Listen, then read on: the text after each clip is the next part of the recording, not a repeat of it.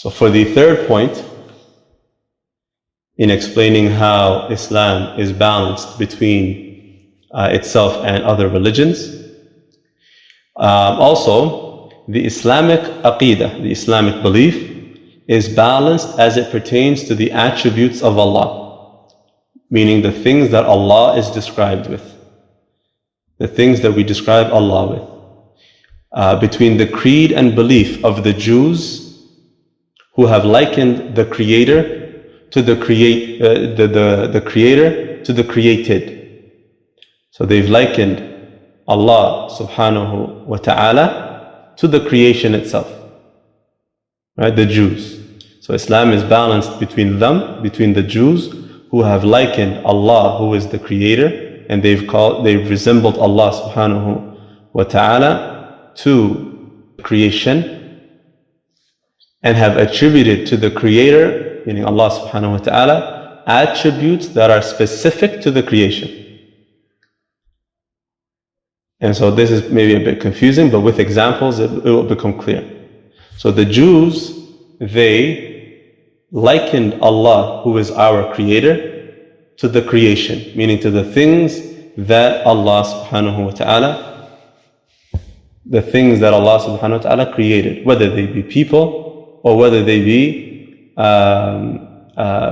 people, or whether they be other things that are non-living. This would be in neither tahrif nor ta'til. This would be tashbih or tamthil. Yani tashbih means to resemble, from tashabbuh, shabbaha yushabbihu tashabbuhan. So to say that something is similar to something else, that is tashabbuh, yani tashbih. And so the Jews would liken the Creator, Allah subhanahu wa ta'ala, to the creation, to things that Allah Himself created. And they would also attribute to Allah, they would describe Allah with things that only the creation can be described with, and not Allah.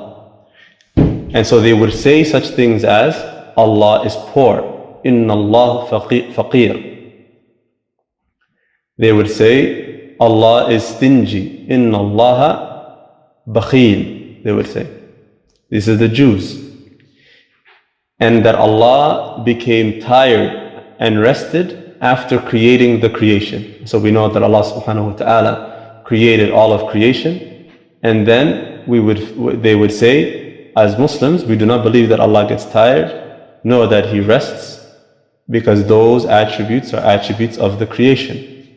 However, the Jews attribute those attributes to Allah subhanahu wa ta'ala. And so they say that He created the heavens and the earth, and then He became tired and took rest.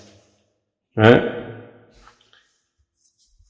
And so Islam is balanced between that belief, the belief of the Jews, and the belief of the Christians, that likened and resembled the creation to the Creator. So this is the opposite.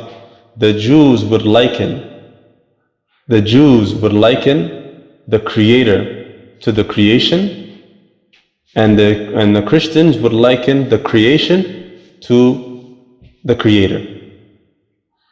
And so with also, once again, with examples, that will become clear what that means.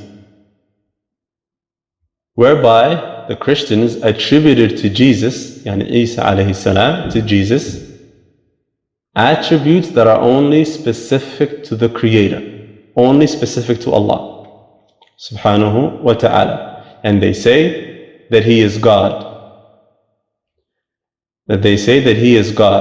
And so we know that Allah is the only true God. And so to describe Allah as a God, that is something that is specific to Him, and that no one else shares with Him.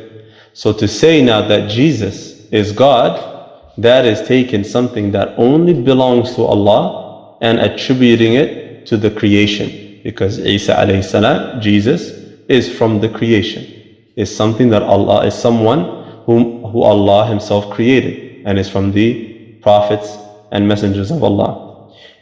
And as for the Islamic creed and belief, so this is now the balance between the Jews and the Christians. The Jews would attribute to the Creator attributes of the creation.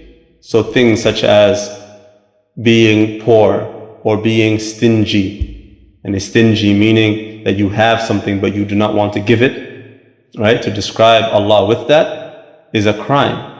And it is not what we as Muslims describe Allah subhanahu wa ta'ala with. But they do that.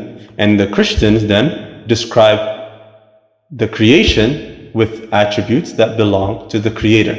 And so they say that Jesus, Isa alayhi salam, is God. And so that is how they also are in the other extreme. And Islam is in between. And so for the Islamic creed and belief, then it describes the Lord of all of mankind with attributes of perfection and completeness. And therefore he is completely free from attributes of deficiency. So anything that has any aspect of being deficient and not complete or being weak, we are not as Muslims allowed to describe Allah subhanahu wa ta'ala. So can we give examples? Does anyone know any type of examples we can give of attributes that have deficiency within them? And in Arabic this is known as sifatun naqs. And you learn this in the aqidah of asma wa sifat, in the chapter when you learn aqidah and you learn the chapter of the names and attributes, which we will do inshallah ta'ala in the future. You learn this chapter which is called, or this topic which is called sifatun naqs. And it's sifatun naqs, which is attributes or descriptions of deficiency. Things that Allah subhanahu wa ta'ala cannot be described with, because in that description is deficiency. Does anyone have any idea of attributes like that?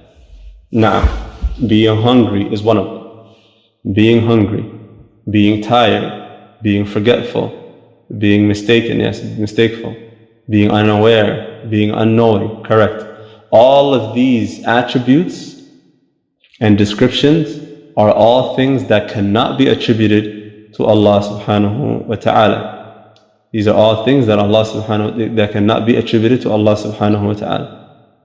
Now, so now we understand what it means to have attributes of deficiency. And so Islam, we are only allowed to describe Allah with attributes of perfection. Being all merciful, being all powerful. So His power is not preceded by weakness, for example. Allah is all knowledgeable, so His knowledge is not preceded by ignorance. So for us as human beings, once we are knowledgeable about something, that means that we were previously not knowledgeable of that thing, right? However, Allah subhanahu wa ta'ala's knowledge is not described in the same manner. Allah always had knowledge of all things and never was ignorant of it.